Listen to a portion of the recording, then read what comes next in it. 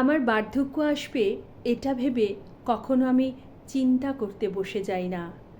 বার্ধক্য আসবে, চুলের রং সাদা হবে, চামড়া কুঁচকে যাবে, শরীরের নানা অংশে ব্যথা বেদনা হবে।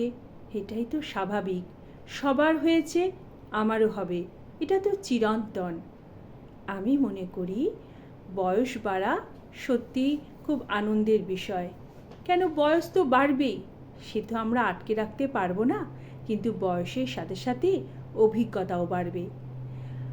আমি নিজের মতো করে বাঁচতে চাই, যেখানে বয়স বাড়ার সাথে সাথে কোনো আক্ষেপ, ফেলে আসা কোনো স্মৃতি যা আমাকে কষ্ট দেবে এই জাতীয় কিছু আমি মনে রাখতে চাই না।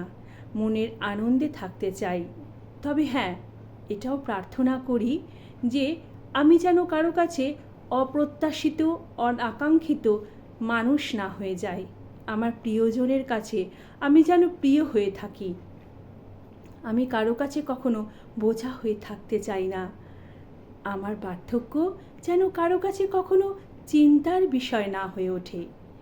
আমি চাই এমন একটা গল্প হয়ে থাকতে আমার আশেপাশের আর প্রিয়জনের মানুষের কাছে, যেখানে প্রতি শব্দে, প্রতি লাইনে, প্রতি পৃষ্ঠায় যেন একটি সতেজ সকালের আনন্দ নিয়ে আসে।